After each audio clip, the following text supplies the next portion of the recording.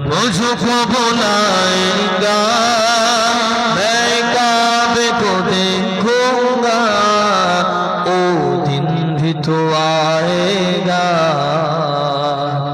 मैं काबे को देखूंगा बोलें अल्हम्दुलिल्लाह उस काबे की चादर को हाथों से पकड़ लूंगा बोलें सुभान अल्लाह उस काबे की चादर को हाथों से पकड़ लूंगा दीदार कराएगा मैं काबे को देखूंगा ओ दिन भी तो आएगा मैं काबे को देखूंगा जब पहली नजर मेरी उस काबे पे जाएगी उस काबे पे जाएगी जब पहली नजर मेरी उस काबे पे जाएगी उस काबे पे जाएगी दिल जो सजाएगा मैं काबे को देखूंगा ओ दिन भी तो आएगा मैं काबे को देखूंगा अल्लाह की रहमत से ओ काबे दिखा देंगे अल्लाह की रहमत से ओ काबे को देखोगे अल्लाह अल्लाह अल्लाह अल्लाह अल्लाह अल्लाह अल्लाह अल्लाहुम्मा सल्ली अला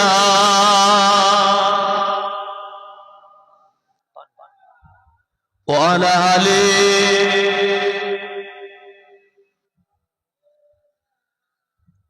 আমার মুরব্বি ওই জন্য আমি আগেই বলেছিলাম এই দুনিয়া কিন্তু আমাদের জন্য স্বার্থপর কেউ তাহলে আমার নবী যেভাবে বলেছেন যদি ওইভাবে আমি আপনাদের বলি কালকে যদি আপনারা প্র্যাকটিস করেন ওই আপনাকেই বলবে যে বড়টা বউ ভক্ত আমার নবী যেমন করে আম্মা জানদের সাথে ব্যবহার আচরণ করেছে আপনিও তেমন করে কাল থেকে চলেন আপনার গ্রামের কিছু কিছু মানুষ বলবে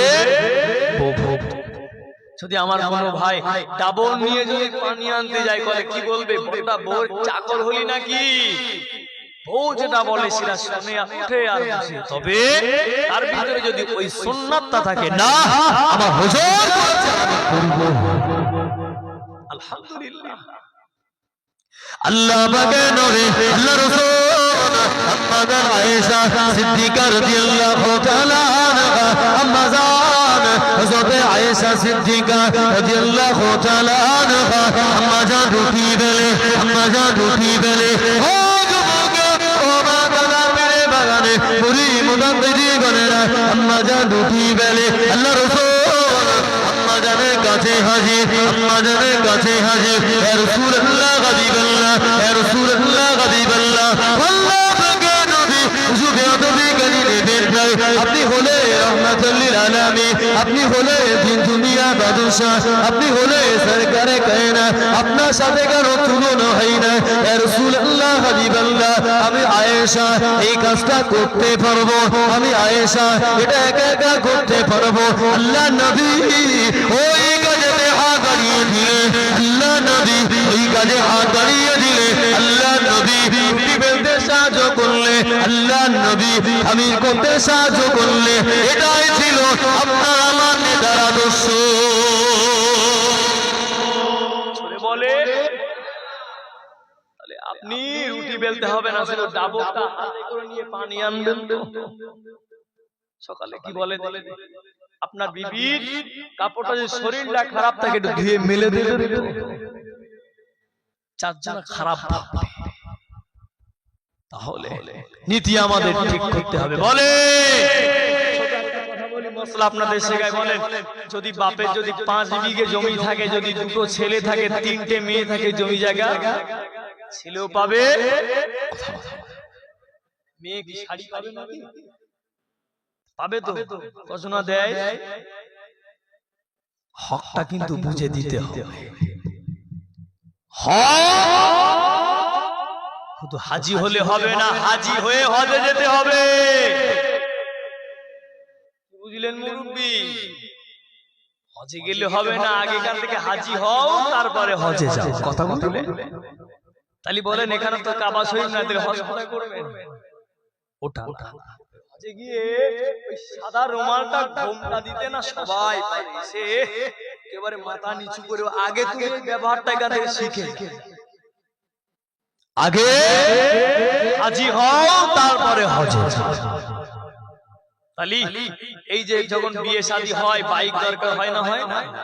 এগুলো মেয়ে পক্ষ বিনা চাওয়াই 15 বাকি ভাই বলে না, বাকি 15 বাকি, এই তো হাদিয়া তো জায়েজ আছে। তো শ্বশুর বাড়ি যদি খুশি করে দেয় সব জায়েজ হবে। তবে ছেলে পক্ষর বাপগুলো যদি মেয়ে গার্জিয়ান দিয়ারকে বলে 15 নেওয়া বন্ধ হবে। কারণ একটা আছে, কেন? 10 টাকা থাকলে কিন্তু মেয়ে 2 টাকা পাবে। যদি প্রতিটা গার্জিয়ান বলে যখন ছেলে মেয়ে দেখা হবে, আমার ছেলের কোনো দাবি দাবা নাই, তবে আল্লাহর বিধান সম্পত্তি যেভাবে ভাগ করতে হয়, তোমার যা সম্পত্তি আছে ছেলেদের বুঝে দিয়ে তোমার মেয়ের যে হকটা আছে, হকটা আমার তোমার মেয়েকে তুমি বুঝিয়ে দিও। আমার আর কিছু না। যদি কপাল পড়ে 1 বিঘে যদি জমি ভাগে পড়ে, দাম বুঝতে পারছেন তো, 2-4টে কেটিএম হাজির হয়ে যাবে, পন্টন লাগবে। 2-4টে কেটিএম এসকাফি ফরচুনা বাড়ি চলে আসবে এক কাটা যদি বেচে। কেন বলবেন না শ্বশুর বাড়ি মানলেও হারাম? কে বলেছে আপনাদের? কে বলেছে? বাড়ি যাদের বিবাহ হয়ে গেছে বউদের বলবেন যে তোর যেটা হক আছে বুঝে নিয়ে আয়। এটা হুজুর আল্লাহর আইন, আইনটা আমার আপনার না। তো এটা সমাজে খারাপ লাগে যে শ্বশুর বাড়ি মারলে শিকার হতে চায়। কে বলেছে আপনার গোপন করতে? কে বললো? আপনার বিবি যেটা পাবে হকটা বুঝে দেয়। আর যদি আপনার বিবি বলে না আমার ভাইতে আমি কিছু লাগবে না, বললে হবে না। তুমি তোমার তোমার বোন যেটা পাবে তাকে বুঝিয়ে দাও। যখন ছেলে মেয়ে দেখা হবে, ভাইগুলো যেন বোনাইদেরকে বলে কোনো কিছু দেওয়া হবে না, আমার আব্বার যা সম্পত্তি আছে ভাগ হবে, যখন আমার বোন যেটা পাবে সেটা তুমি পেয়েছো। কম করে প্রত্যেকে 2-4 বিঘে জমি, এক কাটা যদি রাস্তার ধারে বেচা হয়, ফরচুনা বাড়ি চলে আসলে 5 থেকে সময় লাগবে না। তাহলে ওই কেটিএম খাটের আশায় বসে থাকা লাগবে। আপনি জায়েজ মতো থেকে নেন না, মাল নিয়ে উঠতে পারবে না, হারাম না। বুক ফুলকে বউকে নিয়ে যান, তোর বাপের সম্পত্তি নিবি না কেন? তোর হক রয়েছে ওখানে, হর করছো আমার গুণগান গাইবে ভাইকে, আমার প্রতি মায়া নেই, থাকবে এখানে, খাবে এখানে, সব কিছু এখানে, কিছু নেই। তুমি তো আল্লাহর বিধানটাকে অপমান করলে মানলে না। কষ্ট হয় মনে, তাই বাড়ি গিয়ে বলবেন তো সব তো চুরি করে লিখে নিয়েছে, কি দেবে? ওই একটা করে খাওয়া দিয়ে, একদিন বিরিয়ানি করে, একটা করে শাড়ি দিয়ে ছেড়ে দিয়ে, গুনাইরা পেয়ে গেল। যাদের বিয়ে হয়নি একদম ডাইরেক্ট রিঅ্যাকশন চলবে, হাদিস কোরআন রেখে আমার কিছু লাগবে না। আমার যদি আমার কথা ভুলে আপনি মুফতি সাহেবের কাছে চলে যান, ভাইয়ের কাছে তো নাম্বার রয়েছে, আপনি বলেছেন আমি একটা কথা বলবো, আপনার যদি মিথ্যা হয় গুনাহটা কার হবে? আমার হবে। কি হবে? যাদের বিয়ে হয়নি কোনো কিছু আশা লাগবে না, বলবে আর এরকম যদি বলে ও কাজটাই যায়, এরকম যদি বলা হয় ওই ওখান থেকে দেখাশোনা দিন করলে ওই শেষ। ঠিক আছে পরে আলোচনা করছে, ওই দিন মাত্রাতে খাইয়ে বাড়ি পাঠিয়ে দেবে আর নিয়ে দেবে। তাহলে নীতি আমাদের পাল্টে, আম্মা জানদের মতো হতে, আল্লাহ রাসূলের মতো হতে। আম্মা জান আয়েশা সিদ্দিকা রাদিয়াল্লাহু তাআলা, আম্মা জান খাদিজা, জানা কোনো কিছু অভাব ছিল না, তারপরে জামাতে সব জায়গায় জামাই কিন্তু তালি ছিল। আমার নবী মাঝে মাঝে কাঁদতেন, আমার রাসূল মাঝে মাঝে কাঁদতেন, খাদিজা তুমি সব কিছু ত্যাগ করে আমার কাছে চলে এলে, শেষবেলা তোমার একটা ছেঁড়া জামা সব জায়গায় তালি দেওয়া। আম্মা জান বলেন, হুজুর আমার কিছু লাগবে না, আপনাকে দেখলে আমার কলিজাটা ঠান্ডা হয়। জোরে বল। আপনার আমার নবী দুনিয়া নদশা হাবিবুল্লাহ জনাবে মুহাম্মদুর রাসূলুল্লাহ সাল্লাল্লাহু আলাইহি ওয়াসাল্লাম। ও যুবকেরা, ও আমার দাদা পীরের মুরে মুদাব্বিরি গনেরা, আম্মা জান হযরত খাদিজা, হযরত খাদিজা, হযরত খাদিজা রাদিয়াল্লাহু তাআলা আম্মা জান কি বলতে, ইয়া রাসূলুল্লাহ হাবিবাল্লাহ, ইয়া রাসূলুল্লাহ হাবিবাল্লাহ, আমি খাদিজা, আমার কিছু লাগবে না, ইয়া রাসূলুল্লাহ হাবিবাল্লাহ। আল্লাহ পাকের নবী কবি রজনীতে বাড়ি আসে, কবি রাতেতে বাড়ি আসে। ও যুবকেরা, আল্লাহ পাকের নবী যখন বাড়ি আসে, কোনদিন গভীর রাত হয়ে যেত, কোনদিন রজনী পার হয়ে যেত, রাতের মধ্যবিত্ত রাত হয়ে যেত। আল্লাহ নবী যখন দরওয়াজায় বাড়ি দিতে, একবার আওয়াজ করতে, আম্মা জানের আওয়াজ সাথে সাথে দুবার দিতে হতো না, একটা আওয়াজে আম্মা জান দরজা খুলে দিতে। আপনার যদি 1 ঘন্টা লেট হয়, আর ঘরে যদি আলহামদুলিল্লাহ পাকা চলে, ওই বাইরে যে কতক্ষণ আপনার বিবিটা আম্মা জান খাদিজা হতে পারলাম না, আপনি আমার রাসূলের মতো হতে পারবেন। আপনার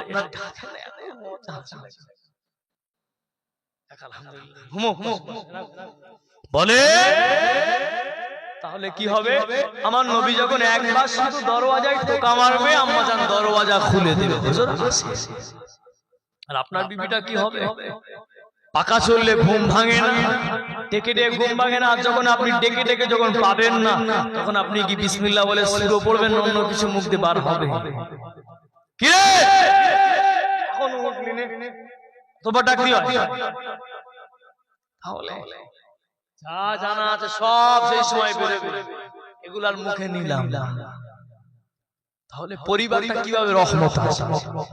শুধু শুধু ইমাম সাহেবের কাছে গিয়ে বলেন, হুজুর দোয়া করেন না আল্লাহ যেন আমার মালে বরকত কমিয়ে দেয়, আল্লাহ যেন মালে বরকত বাড়িয়ে দেয় না কমিয়ে দেয়, কোনটা চাবে? একটু আওয়াজ দেন না, বাড়িয়ে দেয়। আর যদি ইমাম সাহেব জুম্মার দিনে দোয়া করে, আল্লাহ পাক এই গ্রামে যারা চাষাবাদ করে, মানে চাষাবাদ উন্নতি কম দেন, আল্লাহ যাদের সুগার রয়েছে আরো বাড়িয়ে দেন, আল্লাহ যাদের বিবাহ হয় না যেন ডেঞ্জারে মেয়ে যেন ঘরে আসে, প্রত্যেকে হায়াতটাকে কমিয়ে দেন। তাকে 2 ঘন্টা হবে না মসজিদ থেকে না, খেটে খেটে আমরা পাই না, আর আপনি আমাদের লেগে বদদুয়া চান, লাগবে না। তাহলে সাহাবা হুজুর আমার নবীর কাছে এসে বলেন, হুজুর একটু দোয়া করেন, আল্লাহ যেন আমাদের মালে বরকত কমিয়ে দেয়। জোরে বলে। এবার কি হলো? হুজুর দোয়া করেন। হযরত ওসমান হুজুর এসে আমার নবীকে বলছে, হুজুর আপনার কাছে আমার একটা দাবি থাকবে, আপনি দোয়া করেন আল্লাহ যেন আমার মালে বরকত। বাকি সাহাবা হুজুরা দেখে আমরা টাকার লেগে যাই, যদি 2 টাকা হয় তো ভালো খেতে পারি, আর ওসমান হুজুরে এত টাকা আল্লাহ দিল, মালে বরকত কম চাই। জোরে বলে। যে কোনো জিনিসের কারণ থাকে কি থাকে না? আল্লাহ যে টাকা দেবে এরও একটা মাধ্যম আছে কি নাই?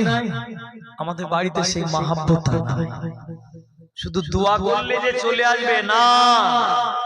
একটা পীর সাহেব এনে দোয়া করেন, আজ দেখি কুরপাড়া শরীফ থেকে একটা পীর সাহেব এনে দোয়া করেন, এখান থেকে দোয়া করবে যে কমিটির বাড়ি যেন খাটের নিচে যেন 1 লাখ টাকা যেন দেখতে পাই, দেখি কেমন দোয়াটা কাজে লাগে।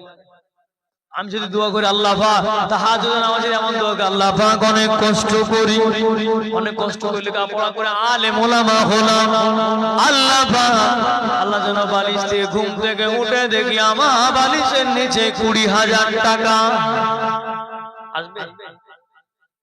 কেন আসবে না? আমি যদি কেঁদে কেঁদে দোয়া করি আমার খাটতে হবে, তারপর আমি রাগে না। তাহলে ওসমান হুজুর দোয়া কর, আল্লাহ মালে বরকত করুন।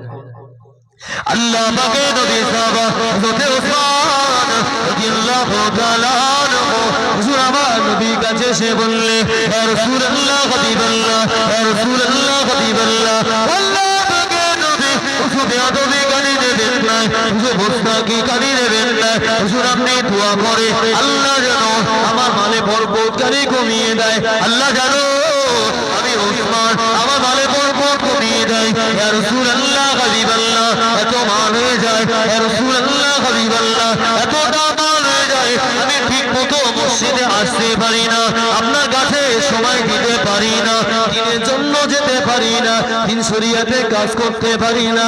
ইয়া রাসূলুল্লাহ হাবিবাল্লাহ, আল্লাহ পাকে নবী আমি ওসমান বড্ড ব্যস্ত হয়ে যায়, আমি ওসমান বড্ড চিন্তিত হয়ে যায়, আপনার কাছ থেকে এই ধন সম্পদ আমাকে দূরে সরিয়ে দেয়, আপনার কাছ থেকে এই ধন সম্পদ আমাকে দূরে সরিয়ে দেয়। ইয়া রাসূলুল্লাহ হাবিবাল্লাহ, ইয়া রাসূলুল্লাহ হাবিবাল্লাহ, আল্লাহ পাকে নবী দোয়া করে আল্লাহ যেন ওসমানের মালে বরকত কমিয়ে দেয়। আমার নবী বললেন, ওসমান আজ থেকে তুমি নিচেই বসে আর খাওয়া দাওয়া করবে না। আমরা খাই কি দাঁড়িয়ে না বসে? বলে আমরা সবাই খাই বসে। আর নবী বললেন, ওসমান আজ থেকে বসে আর খাওয়া দাওয়া করবে না, তুমি উটের পিঠে সওয়ারি হয়ে হয়ে খাও। ওসমান তুমি চলতে চলতে খাওয়া দাওয়া করো। আচ্ছা বলেন, আমরা যারা খাই দস্তরখান বিহীন খান না দস্তরখান বিছিয়ে খাই? সময় থাকে না। মিথ্যা বলে লাভ আছে? কেন মিথ্যা বলবেন আপনি? এখানে বলে আমরা যখন খাওয়া দাওয়া করি কিসে? দস্তরখান কে বিছায়? ওই যদি আলেম ওলামা আসে, একটু বাড়িতে মেহমান আসে নতুন, সেই সময় বাকি সময়টা আবার ভাঁজ করে গোডাউন। তাহলে কি করে আল্লাহ আল্লাহ মালে বরকত দেবে? শুধু হুজুরদের জন্য খাস, শুধু আলেম ওলামা দরকার। কে বলেছে আপনার আইন কিন্তু সবার জন্য আইন? এই দিনটা ইসলামটা আমাদের বাবা গেলে সম্পত্তি না, এটা যার জন্য কঠোর। ইসলাম এমন একটা জিনিস, একজনের জন্য কঠোর হলেন আবার অপরজনের জন্য সহজ করলেন। জোরে বলে নামাজ কি সবাইকে দাঁড়ানো ফরজ? নামাজ কিছু কিছু জনের জন্য বসে, আবার কিছু কিছু শুয়ে নামাজ, আবার কিছু কিছু এলাকায় নতুন নতুন মসজিদে আলহামদুলিল্লাহ চেয়ার গুলো সুন্দর দখল করে ফেলেছে। চেয়ার গুলো সুন্দর জায়গায় দখল করে ফেলেছে। তবে আমি বলবো না যে চেয়ারে নামাজ হবে না, আল্লাহু আল্লাহ। তবে আল্লাহর সামনে যখন দাঁড়াবো আমার নম্র ভদ্র বাবুয়ানা চাল চলে। তুমি কার সামনে দাঁড়াবে? আমার আল্লাহ পাকের সামনে দাঁড়ালে একদম চেয়ারে বাবুয়ানা বসে, ওই অনেকে ওইভাবে ঘুমিয়েও একদম রিল্যাক্স চেয়ারে নামাজ পড়ছে। আগে মুরব্বিরা চেয়ারে পড়তো, আমার বাবা দাদুরা চেয়ারে পড়তো। কোথায় ফতোয়া পেলে নামাজ পড়ছেন আপনি আমার রবের সামনে, আপনি আল্লাহর সামনে আছেন। বাবুয়ানা চাল চলবে না। কষ্ট করো না, আসন গুলকে বসো না। তোমার যদি মসজিদে আসার সামর্থ্য না থাকে, ক্ষমতা নাকি, বাড়ি নামাজ পড়ো, ওটাই তোমার জন্য মসজিদ। জোরে বলে খবরদার ছাড়া এরকমও নিয়ত যারা করবেন চেয়ার ভবিষ্যতে বসার চেষ্টাও করেন না। এটা হলো আদবের একটা খেলাফ। আপনি আমার রবের সামনে দাঁড়াবেন, বাবুয়ানা চাল চলেন, ভয় করে দাঁড়ান, নম্র ভদ্রতার সাথে দাঁড়ান। যে কথা ছিল হযরতে ওসমান হুজুর বললেন, হুজুর নবী আমার যখন বললেন খাওয়া দাওয়া আর বসে না, দাঁড়িয়ে দাঁড়িয়ে হবে, উটের পিঠে পিঠে হবে। আল্লাহ পাকের নবী সাহাবা হযরতে ওসমান রাদিয়াল্লাহু তাআলা আনহু হুজুর আমার উটের পিঠে উঠে গেলে, হুজুর আমার সওয়ারি হয়ে গেলে, হুজুর আমার উটের পিঠে উঠে উঠে খাওয়া দাওয়া শুরু করে। ও যুবকেরা, ও আমার নবী বান্দারা, ভাইরা বোনেরা, মহিলা গণেরা, আল্লাহ পাকের নবী সাহাবা হযরতে ওসমান উটের পিঠে উঠে উঠে খাওয়া দাওয়া করে। আবার কিছুদিন পরে আল্লাহ নবীর কাছে এসে হাজির, ইয়া রাসূল রাসূলুল্লাহ হাবিবাল্লাহ ইয়া রাসূলুল্লাহ হাবিবাল্লাহ আল্লাহ পাকের নবী হুজুর আপনি মনে হয় আমার জন্য ভুলে গেলে হুজুর আপনি ভুলে গেলে আল্লাহ পাক আমার মানে আরো বরকত বাড়িয়ে দিচ্ছে ইয়া রাসূলুল্লাহ হাবিবাল্লাহ আপনি মনে হয় আমি ওসমান আমার কথা ভুলে গেলে আমি ওসমান আমার কথা স্মরণে নাই ইয়া রাসূলুল্লাহ হাবিবাল্লাহ আগে তুলনায় আল্লাহ পাক আমার মানে আরো বরকত বাড়িয়ে দিয়েছে। কেস তো গন্ডগোল হয়ে গেল। গিয়েছিল কিসের আশায়? যাতে বরকত একটু কমে যায়, কিন্তু হয়ে গেল আরো বেড়ে গেল। নবী আমার বললেন ওসমান তুমি যখন ওই নিচে এই দস্তারখানের উপরে ভাত খেতে, খাওয়ার যখন খেতে, যে বাকিগুলো যখন নিচে পড়ে যেত হুজুর ওইগুলো আমি তুলে তুলে খেতাম। জোরে বলুন। আল্লাহ নবী বললেন ওইখানেই তো আল্লাহ বরকত লুকিয়ে রেখেছে। জোরে বলুন। তাহলে টাকা দরকার হতে গেলে কি দরকার? আমাদের দস্তারখান, সেই জায়গাটা হুজুর মানলাম, তবে হুজুর উটের পিঠে আপনি বললেন উটের পিঠে পিঠে খায় আপনার বাকি সাহাবা হুজুর না যে আমার দেখে দেখে অনেকে ঠাট্টা করে। হুজুর দূর থেকে বুঝতে পারে অনেকে হাসি ঠাট্টা করে, দেখেছো ওসমান এতটা ব্যস্ত হয়ে গেল উটের পিঠে উঠে উঠে খেতে হচ্ছে, নিচে নামার সময় আমরা পাই না। ওসমান হুজুর উটের পিঠে পিঠে উঠে হুজুর আপনার সাহাবা হুজুর না আমাদেরকে নিয়ে ঠাট্টা করে। হুজুর আপনি বললেন ওসমান উটের পিঠে খেতে খেতে কিছু ভাত কি নিচেই পড়ে না? জি সেগুলো তুমি কি করো? হুজুর সাকান থাকলে ওইভাবে খেয়ে নিতাম, যেগুলো বাড়তি যেগুলো পড়তো ওইভাবে আমি খেয়ে নিতাম, তবে নিচেই পড়তো। ইয়া রাসূলুল্লাহ হাবিবাল্লাহ হুজুর এইগুলো আমি আবার ধুয়ে ধুয়ে খেতাম। আল্লাহ রাসূল বলে আমার আল্লাহ খুশি হয়ে মালে আরো বরকত বাড়িয়ে দিয়েছে। জোরে বলে। তাহলে তোমার আমার খাওয়া দাওয়া কি হবে সাহাবা হুজুরদের মতো? তোমার আমার খাওয়া দাওয়া চলাফেরা ওঠা বসা তো কিছু আখলাক না, কেন আমাদের রীতিনীতি পাল্টে। মসজিদে যখন ইমাম সাহেব রাখা হয়, ইমাম যখন নির্বাচন করা হয়, কে ইমামতি করবে? এইবারে কি দেখেন প্রথম নাম্বার দেখেন ইমামটা লম্বা না বেটে, ইমামটা কালো না পরিষ্কার, ইমামের কণ্ঠ ভালো কি খারাপ, ইমাম সাহেবের বউ আদবে থাকে কিনা, ইমাম সাহেবটা বিয়ে হয়েছে কিনা, ইমাম সাহেব ঠিকমতো মসজিদে ডিউটি করবে কিনা, ইমাম সাহেব ঠিকভাবে আমাদের কথা শুনে চলবে কিনা। একটা ইমাম যখন দেখে এতটা ছাঁটাই বাছাই করলেন, তাহলে একটা ইমামের ক্ষেত্রে এত কিছু দেখলেন। পরে কথা বলি আল্লাহ নবী দিয়ে দিয়েছে শুধু ইমাম না, ইমামের ক্ষেত্রে যদি এতটা পালন করে ইমাম সাহেব ভালো কিনা, ইমাম সাহেব কালো না পরিষ্কার, ইমাম সাহেবের দেখতে ভালো কিনা, ইমাম সাহেব লম্বা না বেটে, ইমাম সাহেব কেমন আচরণ, ইমাম সাহেবের বউ আদবে থাকে কিনা। ও যুবকেরা, ইমামের ক্ষেত্রে এত কিছু দেখলে, ইমামের ক্ষেত্রে এত কিছু দেখলে আমি পার্টির দিকে যাব না, আমি নেতা নেত্রীর দিকে যাব না।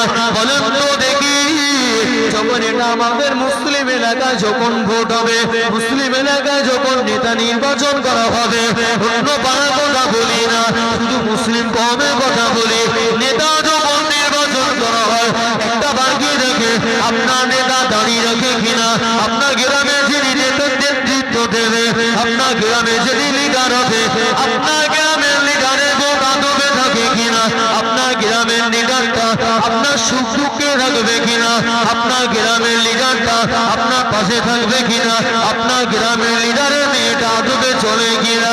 ও ইমামের ক্ষেত্রে তোরা বাছাই করলে আর গ্রামে যখন নেতা নির্বাচন করা হবে এগুলো কিন্তু বাঁচা হবে না, এটার কিন্তু উল্টো দেখা যাবে। ঠিক না বেঠি?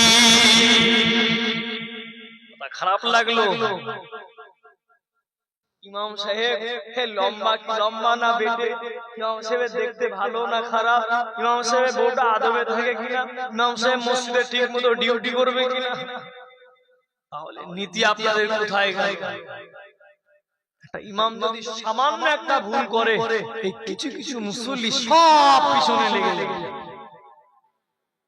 ইমাম সাহেব ফারিস্তা ভুল হবে না, সেই ভুলটা ধরে সে দোয়ায় কোন তার ঠিক মতো জানে না,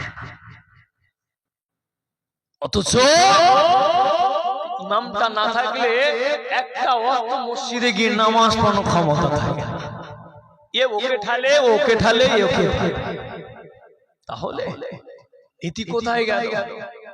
মনটাকে আগে ঠিক করতে হবে, মনটাকে পরিবর্তন করতে হবে। জীবনটা যদি পরিবর্তন না করতে পেরেছেন বেকার। আইন যদি হয় সবার জন্য সমান, আপনিও মানুষ আমার মানুষ, আমি ওয়াজ করতে করতে হতেও তো পারে আমার মুখ স্লিপ করে একটা ভুল, আমি তো ফারিস্তা, আমারও হতে পারে আপনারও হতে পারে, আলেম তো কি হয়েছে আমার ভুল হয় আমারও হবে, তাহলে শুনে রেখে যান উপরে কিন্তু জায়গা মাত্র দুটো, একটা হলো জান্নাত, অপরটা জাহান্নাম। দুনিয়ার জমিন থেকে ঠিক করলেন কোন রাস্তা, দুনিয়া থেকে ঠিক করেন কোন রাস্তা, মুহাব্বতে দরুদ শরীফ আল্লাহুম্মা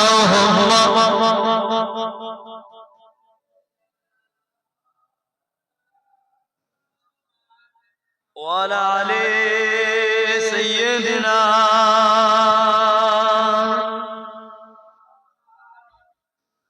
দুনিয়াটা কিন্তু আমাদের জন্য আপনার কত টাকা আছে, বাদশা সেকেন্ডার রাহমাতুল্লাহ আলাইহি ওনার আল্লাহ এত সম্পদ দিয়েছিলেন, উনি তার শেষ জীবনে এমন এমন ওসিয়াত করলেন, ওসিয়াত শুনে আপনারা অবাক হয়ে যাবেন। কি বললেন? জীবনের শেষে ঠিকানা হবে যে কবরখানা, জীবনের শেষে ঠিকানা হবে যে কবরখানা, বাড়ি গাড়ি সোনা দানা পড়ে রবে শোক সাজানা,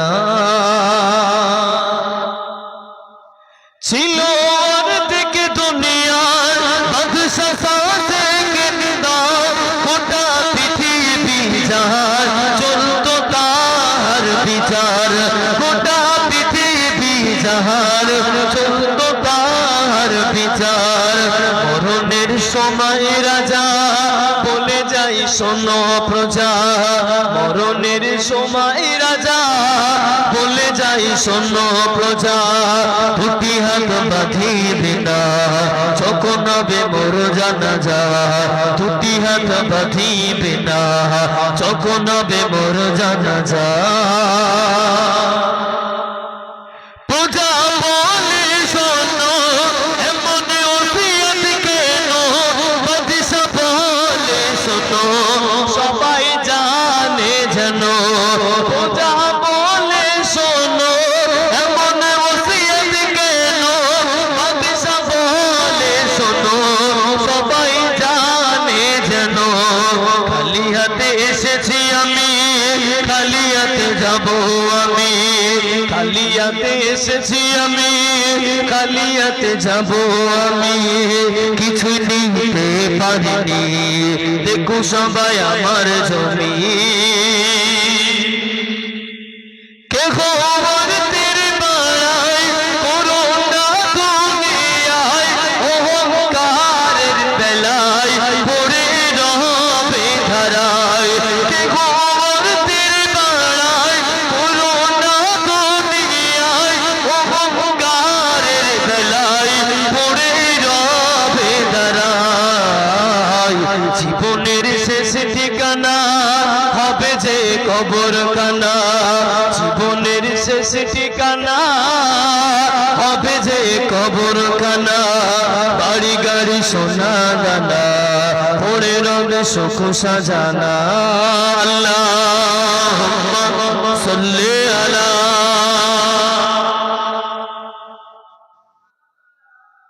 ওয়ালা আলি সাইয়্যিদিনা।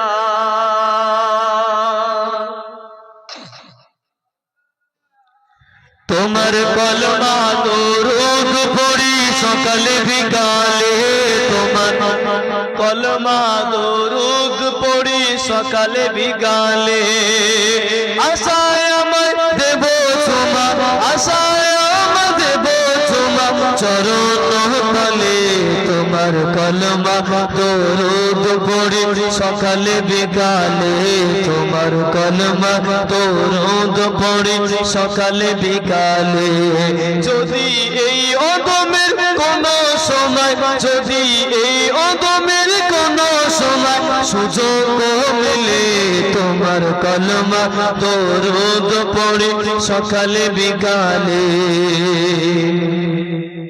शफीए आज़म शफयत वाला रसूले अकरम रसूले आला शफीए आज़म शफयत वाला रसूले अकरम रसूले आला যদি আমার দিদার মেলে যদি আমার দিদার মেলে ভাঙা কপালে তোমার কলমা দরুদ পড়ি সকাল বিকালে তোমার কলমা দরুদ পড়ি সকাল বিকালে মনের এই অসুখ কখনোই সারে না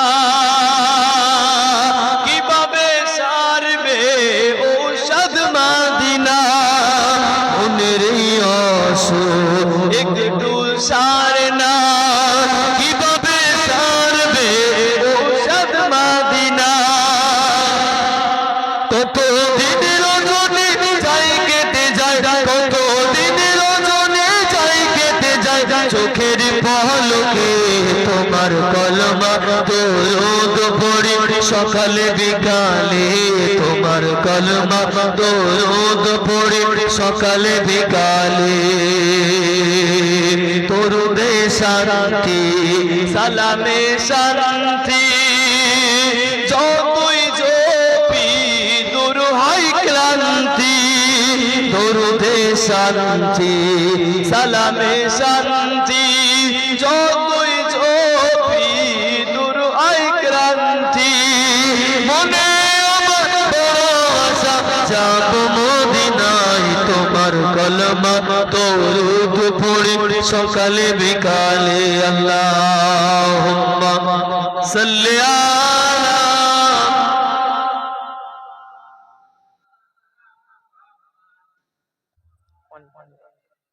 ওয়ালা আলি সাইয়্যিদিনা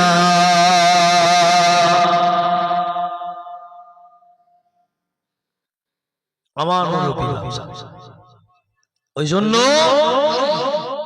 জীবনটাকে আমাদের পরিবর্তন করতে হবে আমরা না কয়েকটা সময়ের জন্য দুনিয়ায় কিন্তু মেহমান আল্লাহ পাঠিয়েছে আল্লাহ যেমন আমাদের পাঠিয়েছে আবার আমাদের এইভাবেই ডেকে নেবে তবে কে কোন হালাতে কোন সময় কখন চলে যাবে কিছু বলা যায় না কেন আমাদের যারা ছোট তাদের বুকে আমরা মাটি দিয়েছি আমাদের যাদেরকে হতে দেখলাম তাদেরকে আবার কবরস্থানে শুইয়ে দিলাম একটা বার আমাদেরও নামটা কিন্তু ওই মসজিদে মাইকে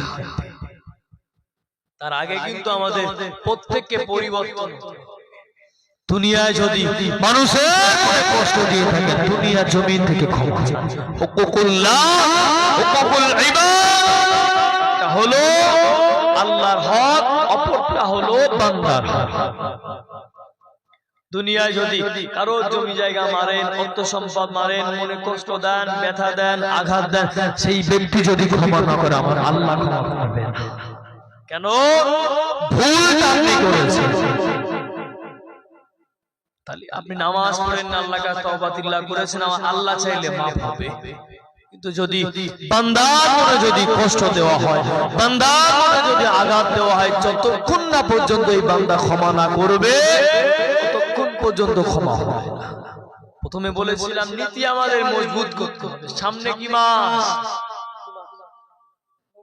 জানুয়ারি তো আল্লাহওয়ালা ছেলে রমজান মাসে খবর নিচ্ছে বলে সামনেই তো জানুয়ারি আমি যদি এখানে বসে বলে আপনার মিলে নেবে এই মাহফিলটা করতে খরচা আছে না কমিটিরা তো বলবে হ্যাঁ আছে আপনারা কি বলছেন তাহলে কিন্তু আমাদের নীতি কোথায় গেল মুরব্বি যখন এমন মাহফিল চলে, মসজিদে মাইক যদি একটু জোরে হয়ে যায়, জুম্মার দিনে যদি একটু সাউন্ডটা জোরে হয়ে যায়, এত বলি আসতে দিতে, এত জোরে জোরে মাহফিল চলে, এত জোরে জোরে বক্স চলে, কিছু কিছু মুরব্বি বলে না, সারা রাত ওয়াজ কি দরকার ছিল, এত মাহফিল এত বক্স দিলে কান মাথা রাখা যায় না।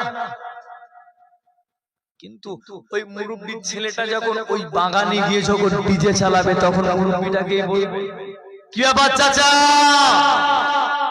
আপনার ছেলেটা যে পিকনিক করে, ওই চাচার মুখ দিয়ে উত্তর কি হবে জানেন? ছি, বছরে একবার করে বলি শুনে না। আর কোচির বলি না বোঝে, এত বলি তারপরে কোচিটা শোনে না।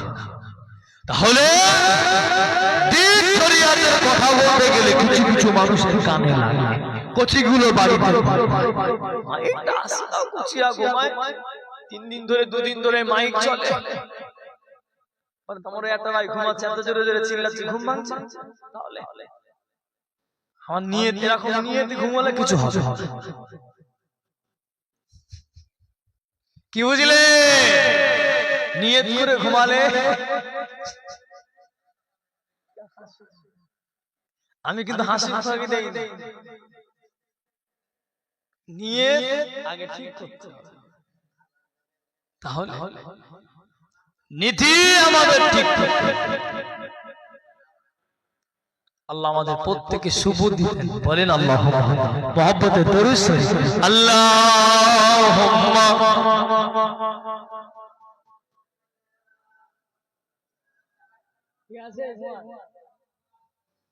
وعلى آل سيدنا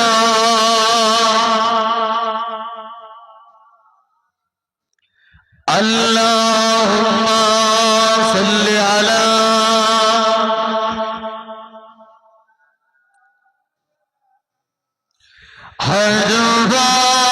حضرات الصابر بمدينة کی گلی ہو یاد کہ محمد کہ میرے دل میں بسی ہو یاد کہ محمد کہ میرے دل میں بسی ہو. বলেন না সুবহানাল্লাহ।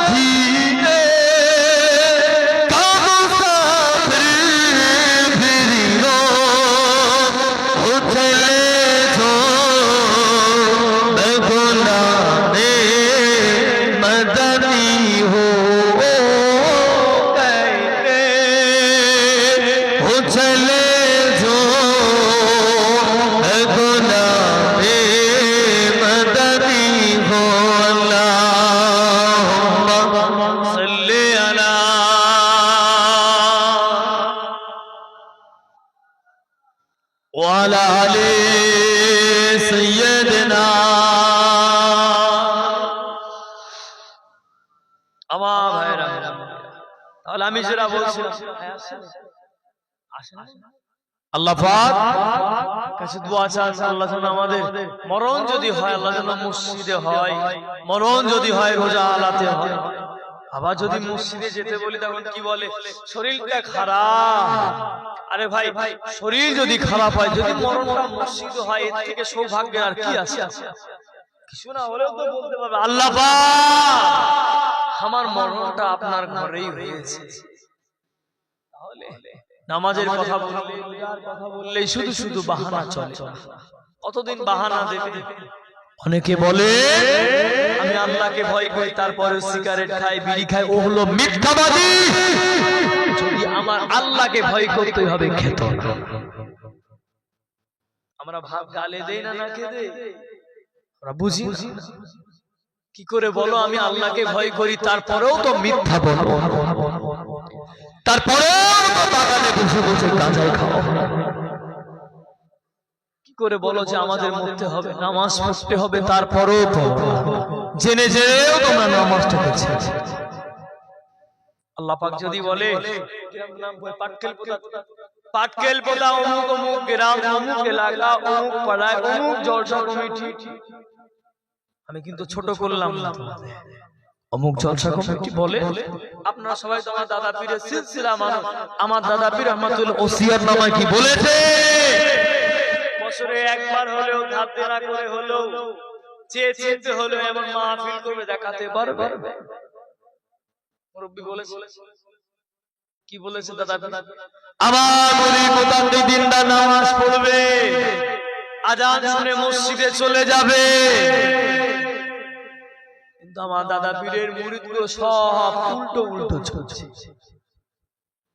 এই এত বসে মাহফিল শুনলে, এই মাহফিলটা শোনা কিন্তু আপনার জন্য ফরজ না। ফলে মাহফিল আপনার জন্য ফরজ না, আপনার জন্য ফরজ হবে ফজরের আযানটা শুনে মসজিদে যাওয়া। জলসা মাহফিল দিলে যদি মসজিদে মুসল্লি বাড়ে, তাহলে আলহামদুলিল্লাহ এমন মাহফিল আপনারা 6 মাস পর পর করেন। আর যদি বিরানির লেগে খিচুড়ির লেগে থাকে, বেকার কাজ। মাহফিল দিয়েও কিছু, যতই আপনি ফুলপুরা থেকে হুজুর আনেন, টিয়ারডাঙ্গা থেকে আনেন, প্রতাপপুর থেকে আনেন, বসিরহাট থেকে আনেন, আজমির শরীফ থেকেও আনেন, পরিবর্তন হবে। এটা কিন্তু ফরজ না। ফরজটা হলো ইমাম তার কথা শুনে যদি মসজিদে যায়। এত টাকা খরচা করলেন যদি দুটো নামাজি না হয়, আমি কাউকে জোর করবো না, হাত তোলাবো না যে কে কাল থেকে একক নামাজ, এই নামাজ না পড়ার জন্য এখানে আমি দায়ী হই। তাহলে পরিবর্তন রাস্তা দুটো আছে, একটা জান্নাতের দিকে গেল আর একটা জাহান্নামে। এই দুনিয়ার জমিন থেকে ঠিক করেন আপনি কোন রাস্তা আছেন। নামাজ নাই, ঈমান নাই, রোজা নাই, ঈমান নাই, হজ নাই, ঈমান নাই, যাকাত নাই, ঈমান নাই। ও যুবকেরা, ও আমার মুরব্বি বাবারা, বড় দুঃখ লাগে, মনে বড় কষ্ট লাগে। নামাজ পড়ে না, রোজা করে না, হজ করে না, যাকাত দেয় না, চায়ের দোকানে বসে বসে বলে, বিভিন্ন আড্ডা কাটায় বলে, ওর মাথায় বসে বসে বলে, ও যুবকেরা, অমুক নামাজ পড়ে, আমি নামাজ পড়ি না, অমুক নামাজ পড়ে, আমি নামাজ পড়ি না। ও নামাজ পড়ে তো কি হয়েছে, ও থেকে আমার ঈমানটা ভালো বলে। সে নামাজ পড়ে আর যে নামাজ পড়ে না বলে ও নামাজ পড়ে তা কি হয়েছে, ওর থেকে আমাদের ঈমান ভালো। ভাই তো নামাজ নাই তো তোর ঈমান নাই, প্রথম তো হিসাব তো হবে নামাজ। ফারিস্তারা কবরে যে সওয়াল জবাবটা আপনার আমার জন্য করবে, তাহলে এটা ইমাম সাহেব আসে নাকি? আসে ইমাম সাহেব আসে দিয়ে কোথায় গেল? পিছনে পাশে আসে, এই পাশে আসে, বসেন, আমি কি জিজ্ঞাসা করি, আপনি এক একটা অসুবিধা বলে এক কাজ করে আপনাদের ইমাম সাহেব হুজুর, তাহলে সবাই তো নামাজ ঠিক মতো পড়ে না। আমি কাউকে ছোট করলাম না, আপনি এক কাজ করেন, প্রত্যেককে কবরের সওয়াল জবাবটা শিখিয়ে দেন, উত্তর দিলে তো আল্লাহ জান্নাত মিলিয়ে দেবে। উত্তর দিলে তাহলে ইমাম সাহেব আগে হুজুর কবরের সওয়াল জবাবটা বলে দেন, প্রশ্ন তো হবে।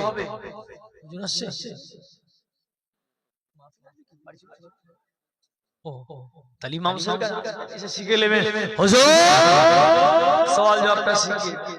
কবরে প্রশ্ন হবে তিনটি, মান রব্বুকা, তোমার আমার রবকে। আপনি আমার যদি ঈমানটা ভালো থাকে, উত্তর হবে আপনার আমার রব আল্লাহ পাক। তারপরে প্রশ্ন হবে মান নবিয়ুকা, আপনার আমার নবীকে হযরত মুহাম্মদ সাল্লাল্লাহু আলাইহি। তারপরে প্রশ্ন মা দীনুকা, তোমার দিকে তিনটা হবে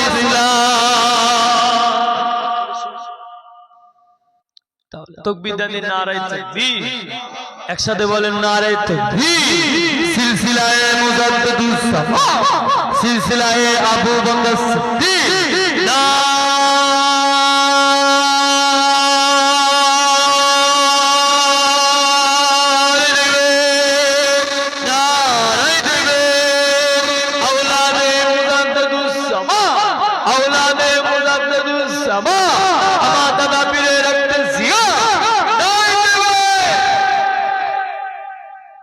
তাহলে শুধু সওয়াল জবাব মুখস্থ করলে হবে না।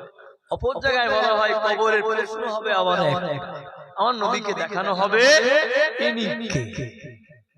ঈমান ভালো হলে আমার সামান্য ছোট্ট উদাহরণ আপনাদের দিয়ে দেই। একটা ছাত্র যখন শিক্ষকের কাছে পড়া নিয়ে যায়, এই শিক্ষকটা চোখ দেখে ছড়ি দেখে উত্তর ভুলে যায়। আর কবরে যে আপনার মুখস্থ থাকবে কে বলেছে, দেখে আপনি ভুলে যান, অতটা সোজা। আল্লাহ পাকের নবী জানিয়ে দিয়েছে, ও যুবক, কবরটা তো গতি হয়ে যাবে। আপনার আমার লখাপটাকে, আপনার আমার আব্বা নামাজ পড়ে না, আমি আপনি নামাজ পড়ি না, আপনার আমার দাদু নামাজ পড়ে না। ও যুবক, আপনার আমার পরিবারের ভিতরে খোঁজ নিলে আগে অভাবেতে চুরি করত, আগে অভাবে ডাকাতি করত। ও যুবক, আপনি আমি কোনো পীরের ঘরে ছেলে না, আমি আপনি কোনো নবী ঘরে ছেলে না, কোনো সইয়ে জানা না। ও যুবক, আপনি আমি সাধারণ ঘরে ছেলে, আপনি আমি সাধারণ ঘরে আলেম ওলামা, আল্লাহ নবীর কন্যা আম্মা জান খাতুনে জান্নাত বেটি ফাতেমা রাদিয়াল্লাহু তাআলা আনহা, আম্মা জান বিদায় দিলে, আল্লাহ নবী বিদায় নেওয়ার পরে আল্লাহ নবী পদ্মা নিলে, সমাজ করে আম্মা জান বিদায় দিলে, দুনিয়া জমিন থেকে পাড়ি দিলে, এই কবরের কাছে আবু যার গিফারি রাদিয়াল্লাহু তাআলা আনহু হুজুর আমার হাজির হয়ে গেলে, হুজুর আমার উপস্থিত হয়ে গেলে। ও যুবক, আবু যার গিফারি বলতে লাগে, আবু যার গিফারি জানিয়ে দিল, ও কবর সাবধান হয়ে যাও, খারাপ আচরণ করবে না।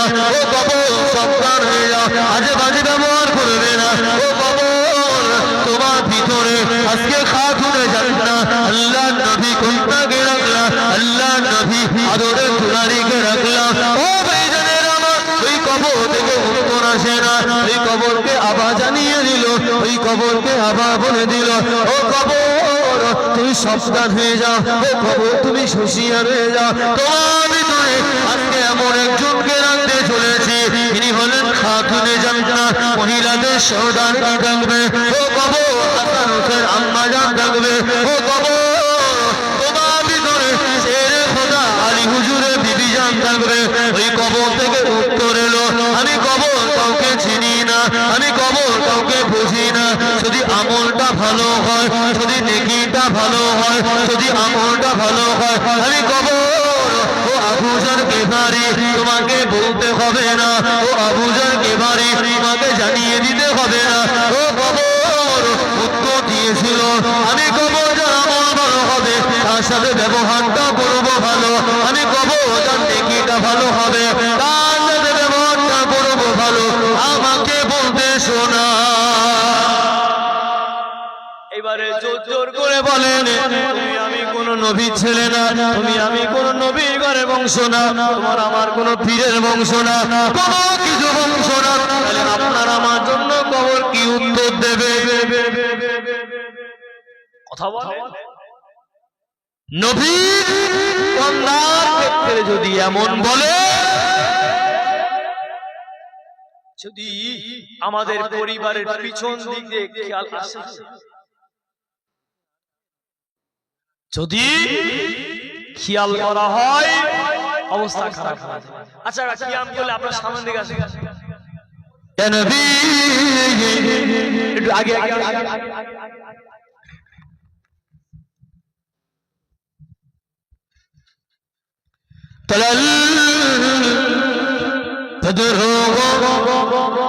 এক সাইডে ভাইজান আসবেন, খারাপ লাগে না?